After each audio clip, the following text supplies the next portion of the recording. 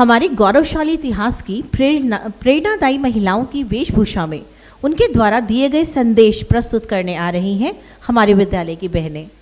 नमस्कार, मैं रानी लक्ष्मीबाई। मैं अपनी झांसी किसी को नहीं दूंगी। मैं अपनी झांसी का आत्मसमर्पण नहीं होने दूंगी। मैदानों की जंग में लड़ना है, फिरंगी से नहीं डरना है। हम लड़ेंगे ताकि हमारी आने वाली पीढ़ियां अपनी आज़ादी का उत्सव मना सकें। मैं महादेवी वर्मा।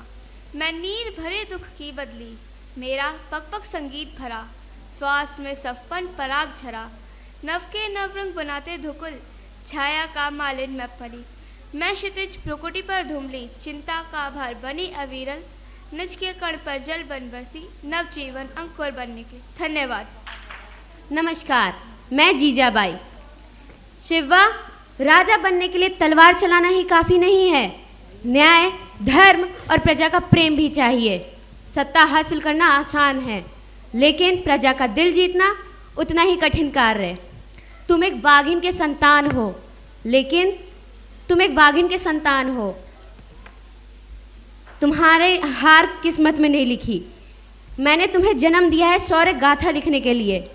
जाओ शिवा, और जाकर अपनी तलवार पर विजय प्राप्त करके आओ। धन्यवाद। मैं रानी अहिल्याबाई होलकर। ईश्वर ने मुझ पर जो जिम्मेदारी सौंपी है, मैं उसे निभाऊंगी।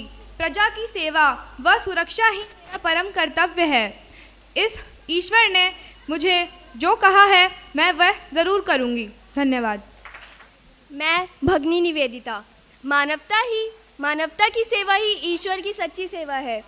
दुनिया को अच्छा चरित्र चाहिए। दुनिया को ऐसे लोगों की आवश्यकता है जिनका जीवन निस्वार्थ प्रेम से भरा हो। शिक्षा का अर्थ बाहरी ज्ञान संचय करना नहीं, बल्कि अपने भीतर की शक्ति को सही रूप से विकसित करने की साधना है। जिस समाज में स्त्रियां दुखी हैं, उस समाज का कल्याण नहीं हो सकता। शिक्षा ही वह माध्यम है जिसके द्वारा स्त्रियों की समस्याओं का निवारण संभव है। धन्यवाद। मैं रानी दुर्गावती, गोंडवाना की महारानी, जिसने कभी भी अपने स्वाभिमान पर आंच नहीं आने दी। मैंने लंबे समय तक अपने मातृभूमि की सेवा की है और आज मैं इसे इस समय कलंकित नहीं होने दूंगी। लड़ने के अलावा हमारे पास कोई दूसरा विकल्प नहीं है।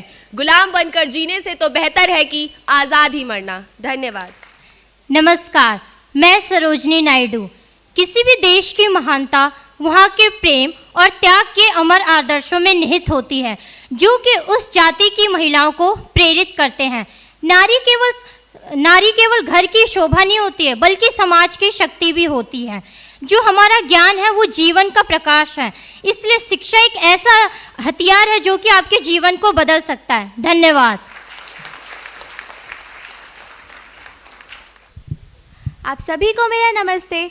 मैं हूँ भारत की पहली महिला शिक्षक सावित्रीबाई फुले, वो स्त्री जिसने भारत में महिलाओं की शिक्षा का पहला दीप जलाया। मैं हूँ सावित्रीबाई फुले, हर उस स्त्री की आवाज़ जिसने सपने देखने की हिम्मत की। उन्होंने कहा लड़कियाँ नहीं पढ़ सकती, पर मैंने कहा शिक्षा ही हमारी शक्ति है, क्योंकि जब एक स्त्री शिक्षित होती है तो पूरा समाज जागता है। तो आओ मेरी माताओं, मेरी बहनों और सभी स्त्रियों, उठो, अपनी शक्ति पहचानो और ज्ञान को अपना प्रकाश बनाओ। धन्यवाद।